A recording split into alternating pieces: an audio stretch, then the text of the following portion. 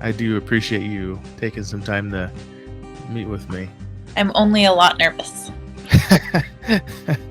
But that's that excitement nervous, right? Like Totally. you just don't know what to expect. Yeah. Okie dokie. You ready? As I'll ever be. Welcome everyone to PhlattLine. This is your host Flatt McLean, and today we're gonna have Kristen Sierra on with us. Let's find out who is Kristen. So Kristen, welcome to the show. Thanks for being with us today. How are you? Oh, I'm so good. How are you? Oh, I'm just enjoying the day. How's it down where you are? It has been warm, but today is chilly and windy and beautifully rainy. Yeah. And that's in Texas, right? Yeah. Close to Austin. Awesome. Close to Austin. So tell us just a little bit about yourself. Who are you? What do you do? Where are you now? And, what are you doing? There's a lot to answer all in one go. You're welcome. Yeah. I am, well, I'll start with, I have the handsomest husband that ever was, and 5 super wonderful kids, and the cutest little puppy that, if my dog was a soulmate, would be my dog. She's perfect. And I do accounting and financial healing, and I get to substitute at my kids' schools. That's awesome. Lots of times. Tell me a little bit about your dog. What kind of dog is it? She is a Catahoula mix. Wow. And she's almost 5 months old. So she's probably all over the place. Yes. In the best ways. In the best ways. That's awesome. So what made you get a dog? I have wanted one for a long time, and now my youngest is in school, and I figured I have time to actually train a dog to be a good doggy, and I got her for the kids for Christmas. Sure. Really, she's for me. Yes, that's what they say, right? It's for the kids. So you said that now that your kids are in school, you kind of sub and teach a little bit. Tell me a little bit about that. What do you teach? Why do you teach? So I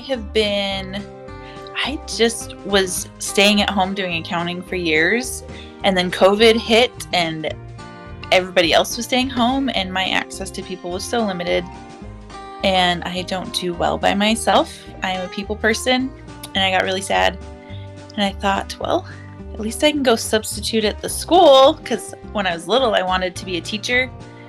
And I started my degree in that and realized I hate writing papers, and switched to accounting because I knew I liked that. And so I thought, well, I'll give this childhood dream another go and we'll go substitute. And I love it as much as I thought I would. That's awesome. So would you prefer teaching over the accounting or financial healing? I want to touch on that financial healing a little bit. So I'm interested to hear what this is about. I love that I get to mix them all together. Honestly, that's my happy place, because I love the social aspects of the substituting, and I get to see my kids at school all the time, and I get to know their teachers and who they're spending time with. Mm-hmm. And that is really, really, really, really fun. Yeah. But accounting is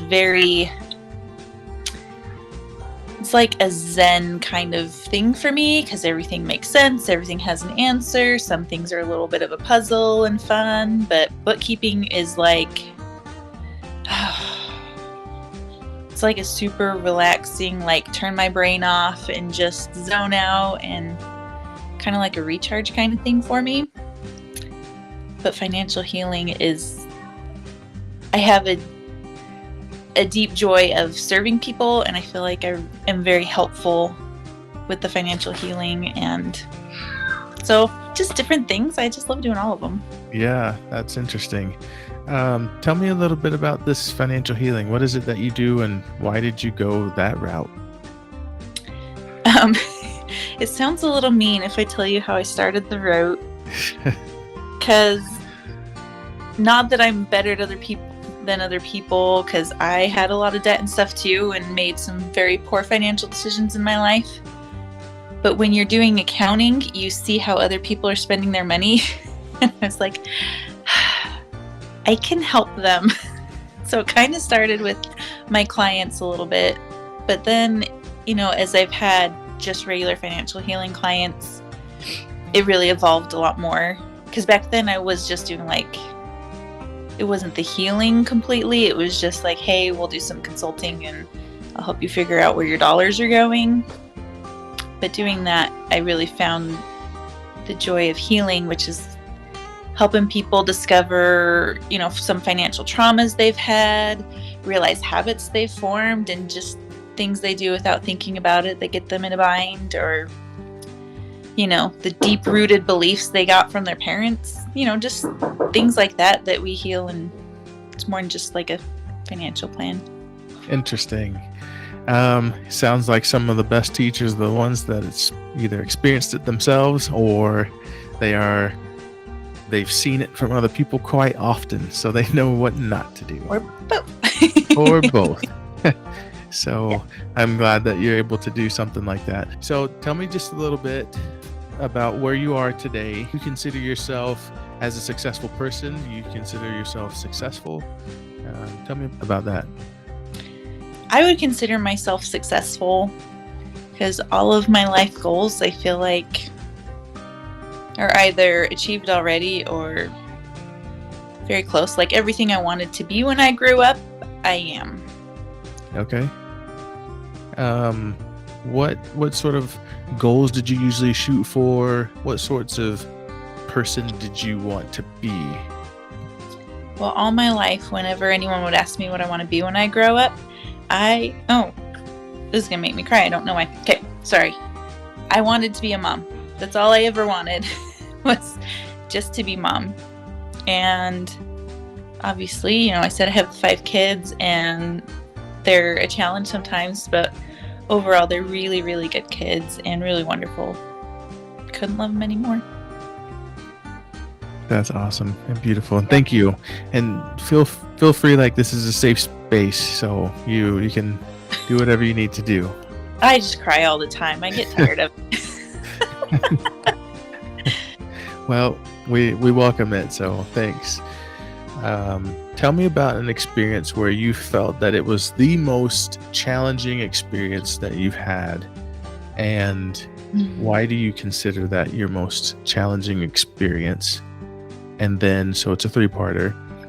So what the most challenging experience was, why do you consider it that, and what were kind of your outcomes or results from that experience?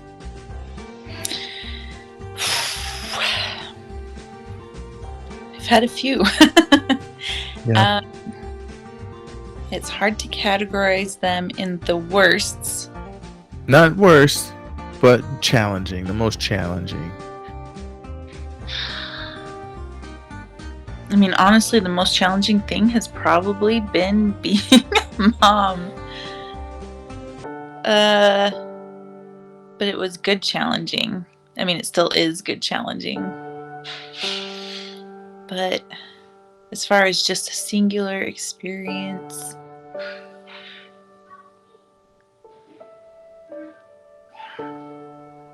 I used to be married to somebody that going in, I had thought we shared like the same beliefs, same morals, same goals, same life expectations. And while we were married, we discovered that we did not. And that was a very hard year, both because I felt, unloved and discouraged, but also I felt like I was letting him down and expecting too much from him and making him wildly unhappy as well. So I just felt both sad for myself and guilty for him. It was hard. It was really hard. And then what would you say was, thank you for sharing that. What would you say would be the results or the outcomes or what happened to you and to the situation? I learned so much about, definitely who I am and what I wanted and who I wanted to be. And I learned I've always been a people pleaser, and I learned how to stand up for myself better. which is a wonderful thing that I've learned. Still working on it though. But also I learned how important communication is, because if a lot of the things, if we had just talked about it better and, talked about deal breakers and just really open communication without any expectations, it would have saved a lot of trauma for both of us. And so I've learned a lot about that, and it's really helped me with my relationships since then, both romantic and not, like just all. It's really helpful. Yeah. Would you say that there's probably some trauma? You mentioned trauma or PTSD or anything like that, or in the world people say baggage or something like that may creep up. That what? That may creep up in current. Yes. One of the things is, because my oldest is a girl and she's 12 and she's in middle school. And so we talk about, boys and stuff and all that. But I have had a lot of conversations about how to say no to people without hurting their feelings. Like right now, she's just super not interested in dating anybody, which is helpful for me because I need to be like, okay, just tell them you're not interested in anybody. It's not anything personal. Like, this is easy. But when you do start liking people and wanting to go on dates and stuff, let's talk about how to say no kindly to people that you just don't want. Yep. When I grew up, we just told people yes. And in fact, I told a boy no to go to a dance when I was in high school, and my mom made me call him back and tell him that I would go because she was too worried about hurting his feelings. Yep. I was so ingrained in like, if you tell people no, they might hurt you, just, I don't know. I don't even know what my brain was thinking, but so going forward, like that trauma response of it's scary to tell people no, or I'm going to get in trouble if I tell people no. I'm trying really hard to instill in my daughter, like, you can say no, try to be kind, but firm, be comfortable with your choices and make them clear. But yeah, I think that came from the trauma of like, I was not in the best decision-making space when I was making decisions for the rest of my life. Yeah. And it's interesting how those things kind of ripple. When you throw a rock in the lake and you kind of see those ripples, you don't know what happens immediately until clear down the road. So that's interesting. Thank you for sharing that. And I do hope the best for you and your family and your daughter. I hope she wants to date someday. I get sad thinking about no grandbabies. Yeah. Hopefully she does. In a long time. Yeah. So, Kristen, I wanted to kind of flip that idea and ask, what would you consider is your most rewarding experience? Why would you consider it that? And what were the situation and outcomes and so forth from that? Also, the most rewarding is my raising kids, but still, we're going with singular experience. I would say, this was challenging too, but also my most rewarding was running away with Michael, who is my husband now. And he is honestly the best thing that's ever happened to me. I didn't do it in a very good way. He just came to visit and I could not say goodbye because he lived in Texas, I lived in Utah, and I just needed to not let him leave, I guess. And so I jumped in his truck and moved to Texas. My family had a really hard time with it. I can't blame them. I would have had a really hard time too. So it was very challenging that way. But my life has only gotten better every day that I'm with him. And I have this beautiful family and beautiful life, and everything is as I want it to be. Oh, that'll make me cry. Thank you. That's awesome. Yeah, it makes me tear up a little bit.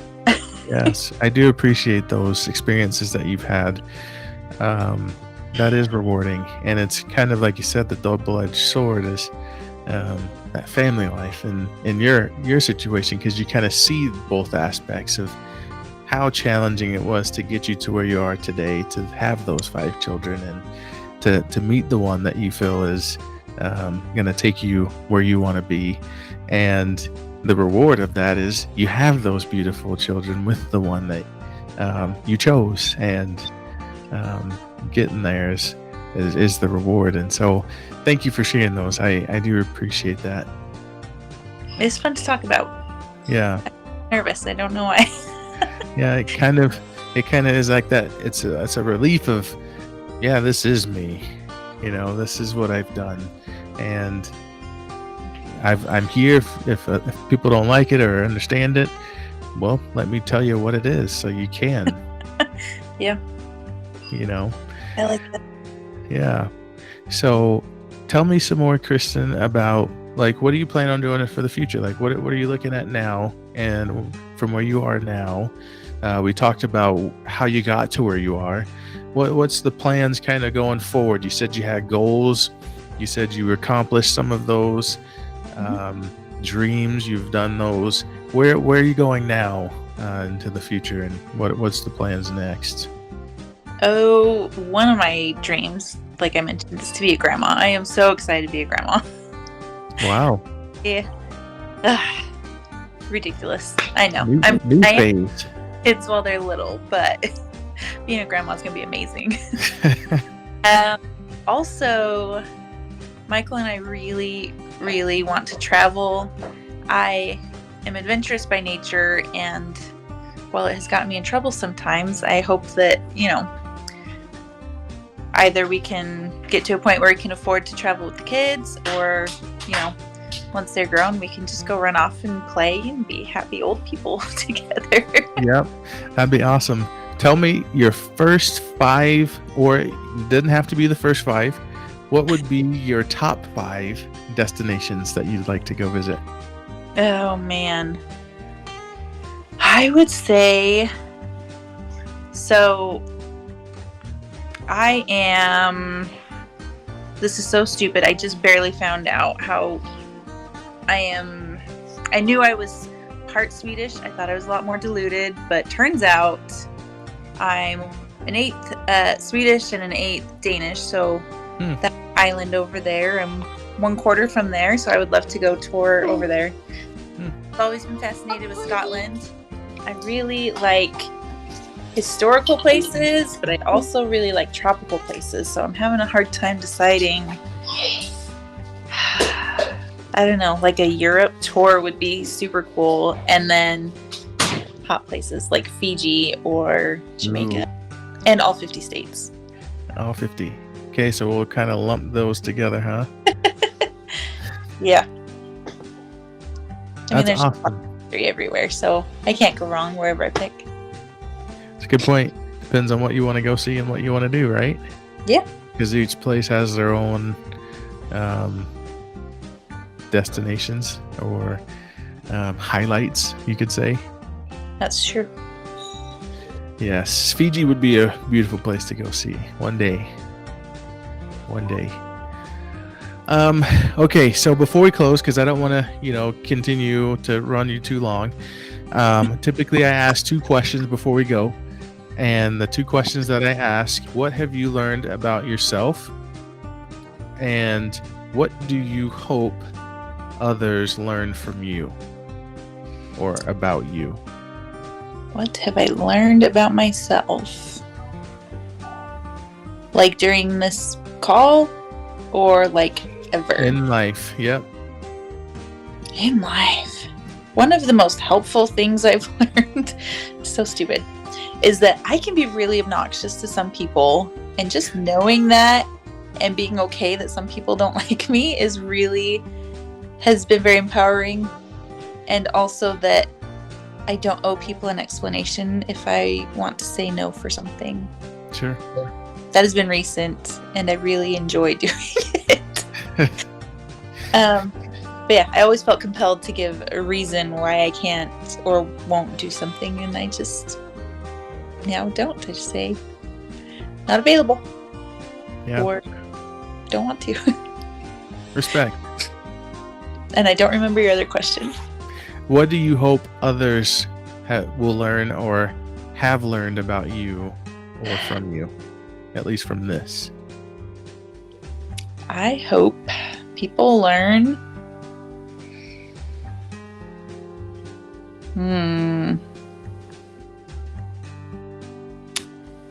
I don't know. I guess that, everything I wanted is my family, and I have that, but there's still so much more that I get to learn and explore and do more of things. So I don't know. I guess I'm just not consumed with goals. I get to enjoy where I'm at and just keep progressing, I guess. Okay. Awesome. I mean, I've learned something new about you today myself, so thank you. I hope it's something awesome. Oh, it's awesome. It's awesome. You love being a mother, and you want to be a grandmother. Oh, so yeah. that's beautiful. I love that. So that's Thank something you. I've learned about you today. So thank you for sharing your story. I think that's a good thing to learn. Yeah. Yeah. Is there anything that we didn't include or that I didn't ask of you that you'd like to share? I mean, I do tell this to basically everybody I meet. I had the best childhood of any childhood that was ever had anywhere, and I think that's pretty cool. Yeah. It's a big claim, but I feel pretty confident with it. Okay, so tell me then. So we'll go off this. Tell me why. Why do you think it was the best childhood? Because I look back on my childhood and, I had challenges and stuff, but really every phase of my life has been my favorite phase. And I can't think of any bad phases.